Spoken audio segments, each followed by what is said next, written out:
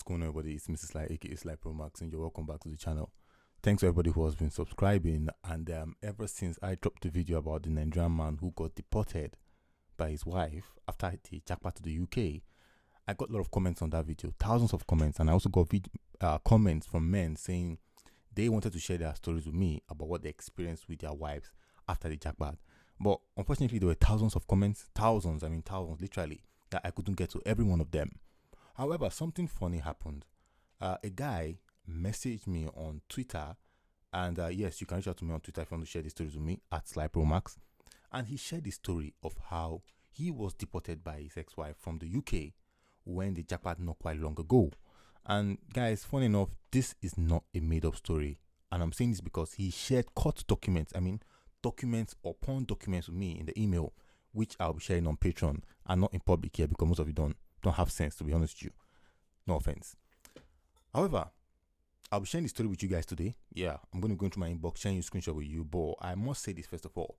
Months ago, before most of you discovered me, before I started getting 50,000 views and 3,000, 6,000 views on YouTube, I had been saying this whole thing where I said, do not jump out your wife. Now, at this point in time, I decided that I was going to stop saying that because I was beginning to sound like a broken record. But what I was going to be doing instead was to be sharing you stories of men who are really going through things like this. So with that being said, let's get into the story. So, like I said, the guy reached out to me on Twitter, and I'll be sharing you screenshots as I discuss this guy's whole saga. Let's go into my inbox right now. So it says, "Good evening, Mr. Sly. I saw your video on YouTube about the man who was deported, and I feel like I need to share my story. 2021, I married my wife after 1 year of dating. 1 year, bro. 1 year. We moved to the UK, no kids. We were doing all right until I started to notice a weird attitude from her. Every time she'll be taking calls and she'll be hiding and be talking about the papers. But I did not understand what she meant by the papers. And anytime I asked her, she would say it was about work." So I had to reply him back that, sorry, I was just replying because I'm quite busy, and I had to let him know that I do not entertain fake stories on this channel. We're not going to be here to come and farm cloud telling fake stories to people. And I would love if he supports it with documents, which, like I said, guys, he sent me lots of court documents, a lot. And you can find on patreon.com/Mr. Sly, Sly Pro Max. So he said, I also asked for permission to share the story on here on YouTube, which he gave me. He said, "I don't mind, Mr. Sly. Please share it. Let young men know that the women they are bringing to the UK with them are evil, and my story is very painful. I can send you documents to your email. Please blur names and sensitive information." I'm not going to say the women that you guys are taking to the United Kingdom or America or Canada are evil, but unfortunately, it's just what they turn into. Moving on, December 2021, she started to complain about every small thing. She would say my shifts are taking my time, forgetting the fact that I was hustling back and forth so I could pay her school fees balance of £8,375 after paying deposit of £3,000 before we arrived in the UK. So apparently I also did a bit of research and I realized that yes, you pay a deposit before you migrate to the country, UK, and then do the master. So he paid about £3,000 deposit for the school fees, which totaled £11,375. Going on with the story, I was working in a warehouse. I also obtained SIA license, which I think is a license that enables them work in security and all this kind of job. So I could work as a security guard in a bar. And one day, I even got my head busted by a drunk customer, all because I was hustling my ass off just to pay her school fees. But she said I was not giving her enough time. You can see a picture of the story when it made the news.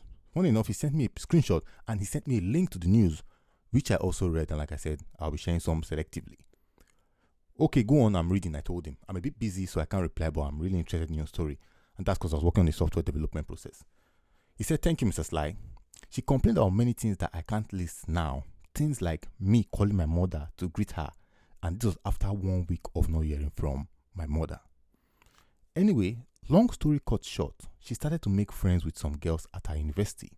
And while I was hustling and doing shifts, she was busy relaxing at home, entertaining her friends because she could only work not more than 20 hours in a week.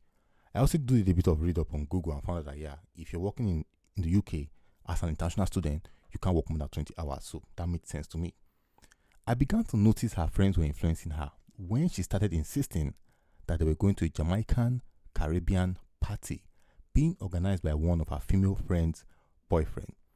I told her she should not go because I would not be available to go with her due to all my shifts. And she told me she never planned for me to come anyway, and she could go whether or not I agreed. After all, it's her female friend that invited her, not a man, so why will I be controlling her?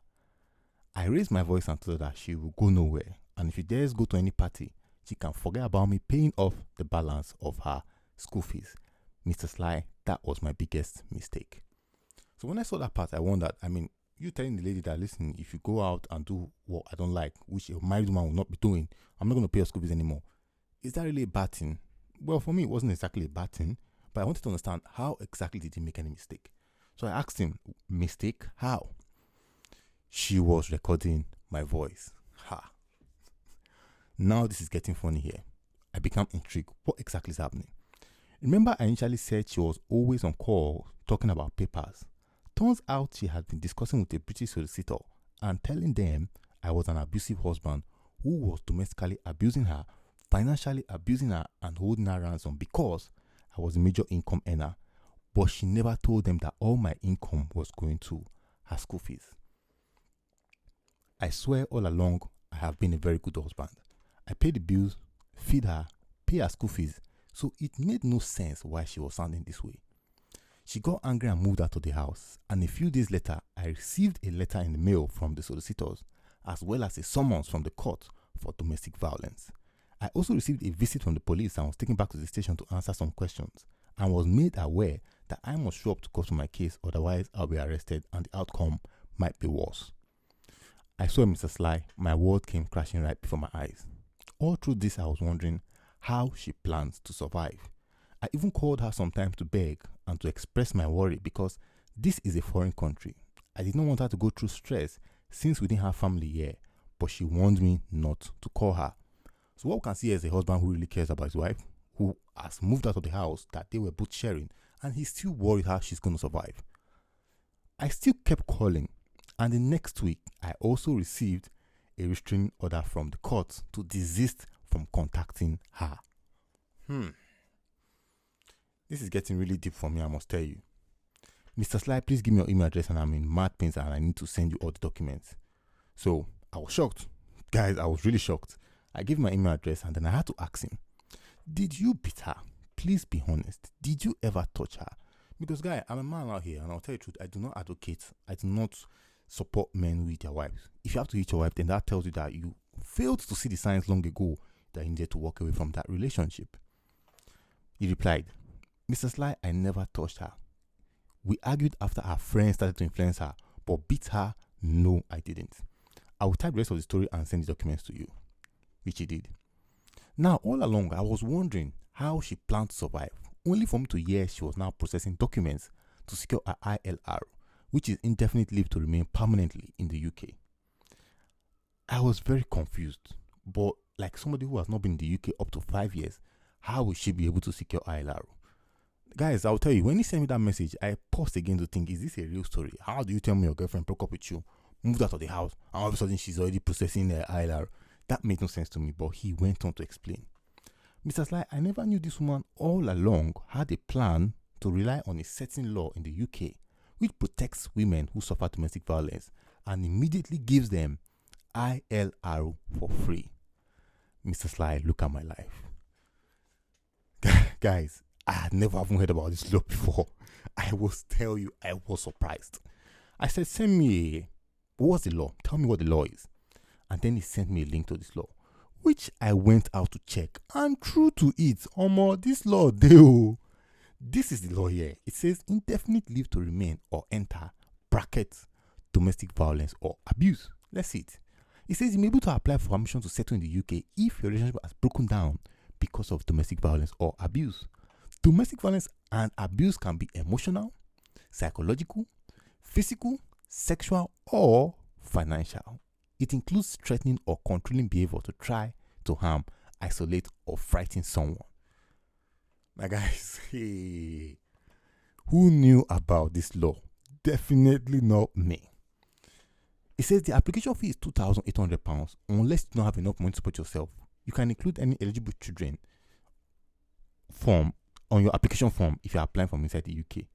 If you do not have enough money to support yourself, you can apply for free. Oh my God. Let's go back to the message from the guy. Long story cut short, I was taken to court.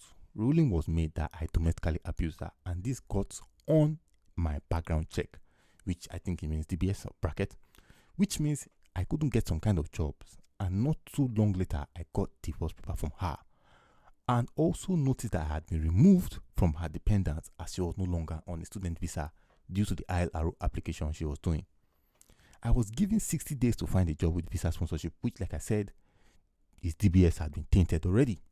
So he could not find anything to do. And as he speaks to me, he is currently back in a Efuru, Delta State, living with his mother as he sold all he had to Japa with this woman. I have sent all the documents to the email. I know this is not the end of my life. I will surely rise up again. Thank you for advocating for men. God bless you.